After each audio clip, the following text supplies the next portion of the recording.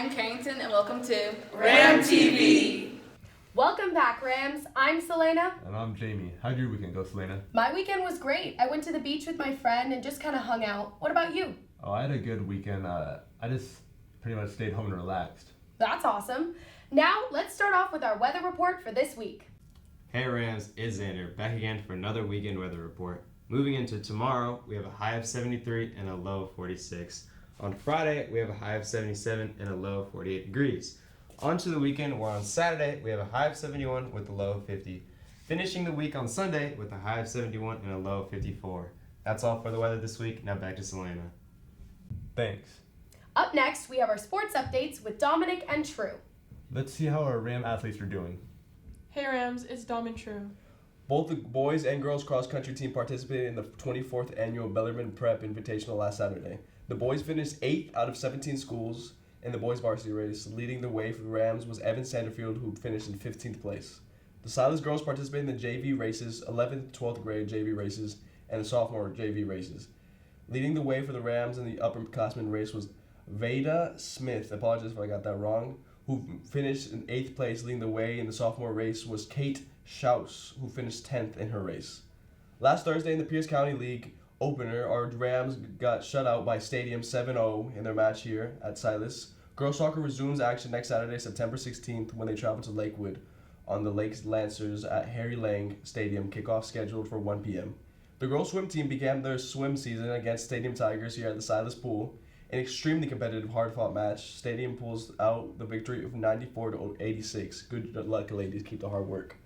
Last Thursday, the boys' tennis defeated the Stadium Tigers 3-2 in a thrilling match. The Rams were led by Brady Ackling, Mason Burke, who secured victories in their single matches, and doubles victory by Robbie Gore and Nathan Schaus. Silas Boys Water Polo hosted the Stadium Tigers here at the Silas Pool. They lost 13-6. On Monday the 11th, they lost 16-13 to the Auburn Riverside Ravens. Get ready because both the girls and boys golf teams begin their season on September 21st. Not only are they talented, but the growing momentum around these teams will continue to grow in the year, so stay tuned for that. Last Friday, our football Rams took on the Lakewood Cougars and lost at Stadium Bowl. The Cougars beat Silas 34-20. On the 15th, Silas hosted the Stadium Tigers 2-0 at Stadium Bowl and lost again with a score of 24-0. And JV played the Tigers as well on the 18th, taking a loss of 27-0. On the 7th, our girls volleyball traveled to Elmwood Ridge. The Jaguars defeated the Rams 3-1. The Rams won the silver division of the Auburn Mountain View Volleyball Classic, collectively going 4 wins and 2 losses in the tournament. Also, our girls Monday night, making their comeback, defeated Lakes 3-1. Good job, ladies. We love to see it. The Rams opened PCL League, hosting the Stadium Tigers. They blanked the Tigers 3-0. The Rams won the first set 25-19 on 6 straight points to finish the set and close out the match with 25-12 scores in the third set.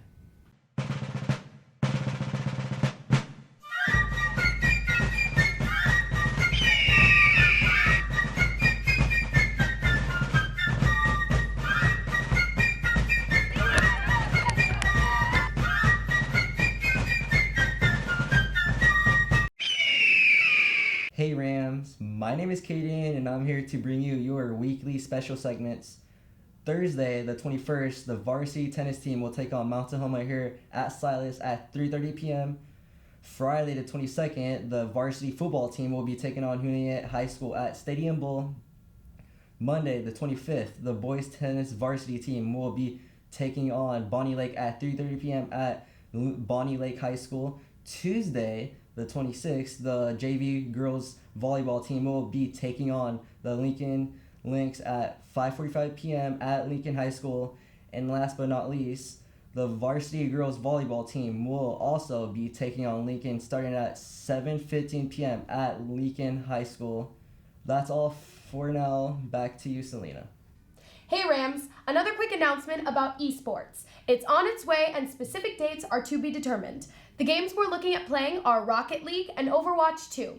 There is a meeting after school on September 26th, so if you're interested, stop on by. Hey Rams, welcome to this week's Top 5. I'm your host, Damon Berkey, and on this segment, I will be ranking the top 5 cuts of fries. First off, coming in at number 5, we've got standard cut fries. They may be at number 5, but you absolutely cannot go wrong with the classic standard cut fries. At number 4, steak fries. Honestly, steak fries are pretty similar to the standard cut, but are much thicker cut, hold more sauce, and give you more sustenance than the standard cut. Reaching the middle of the list at number 3, potato wedges, also known as JoJo's, once again hold a thicker cut, which holds more sauce and is generally fluffier, giving them a great texture. Coming in at very close number 2, curly fries. The shape of these things allows for so much more potato in a smaller space while staying so crispy and holding lots of sauce and seasoning, making them so delicious. And finally, at number 1, the king of fries, waffle fries. The pure geometry of these things is out of this world. They hold so much sauce, stay fluffy, stay crispy on the outside, and have so much area to them, making them the perfect fry cut. You cannot argue with perfection, and that is why the waffle fry is number 1. Once again, I'm your host, Damon Berkey. Thanks for watching this week's Top 5 segment, and go Rams. Thanks, you guys. Next up is our first Ramley with Ray. Let's see what Miss Ray has for us today. So today we're here with Miss Ray, and we're going to be asking her for her Ramley. How was her first year of high school? Okay, first year or first day? First day of your first year. Okay. It's kind of funny that I remember what I wore to my first day of high school. And this is a trip because that is now, oh my God, 22 years ago? Oh my God. It's 32. Oh my God, it's 32 years ago. Okay, 32 years ago, I remember that I had on black skinny jeans because they were cute for a little while before they were cute recently, and a red Stussy 8-ball t-shirt. I don't know how I remember that, but I do, and black Fila's. Were they high-rise jeans or low-rise jeans? Fair question. They were mid-rise jeans, but my sneakers were high tops though. I remember that because I played ball and I thought I was cute. So I remember what I wore the first day of high school. My first year, I was super involved. I was in ASB. I was the vice president. I was on the basketball team, the swim team, and the girls fast pitch team. So I was super involved. And I think I just, like, my grades were important to me, but I also was really excited to make friends. I wanted to be cool in some kind of way. And I went from Hunt to Stadium, which a lot of people don't do. So a lot of my friends came here. And so there was a mix, but I feel like going from Hunt, there was a split of students who went from Wilson at the time, before we were Silas, Stadium, and Bellarmine, and then a small handful who went to Foss. So I just remember being excited about meeting new people. There were so many people from like Meeker and schools I didn't know anything about, and I just wanted to perform academically. I wanted to be a halfway decent athlete, and I wanted to be cool. What made you go to Stadium? At the time, there was a group of students who, I grew up in the neighborhood that's right between Foss, Stadium, and Silas. So like off 6th Avenue, close to Alder, that's where I grew up. It's kind of right in the middle. In fact, the boundaries at the time, my school was Foss, and the boundaries have since changed. So I opted into Stadium. And what made me go there, it was a castle. There was a group of students who were really focused on their academics who went to Stadium, and so I followed that group. And I had a couple of friends, like family friends, who also attended there.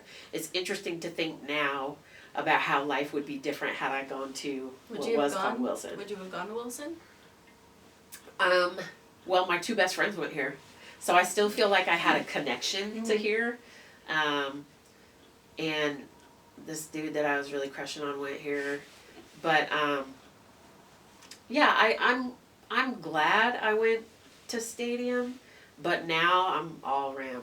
Like I don't even root for them anymore. That's what we like to hear. I'm all Ram. Okay, so that is it with our Ramley with Miss Ray. Thanks, B-Ray. This year we are starting up a segment called Weekly Positivity. Something to give us some motivation for the rest of our week. Let's go over to True for some positivity. Hi, my name is True, here with your weekly positivity. The quote for this week is written by Audrey Hepburn. Nothing is impossible. The word itself says, I'm possible. What does it mean, you might ask? It means you can do more than you think. It always seems impossible till it's done. 3 ways to make the impossible possible. 1. Have a purpose and a goal. 2. Practice on practice, results don't come overnight. And lastly, persistence and perseverance. That's all for this week. Now back to Selena. Well, that's all we have for you this week. Until next time. Great to be a Ram.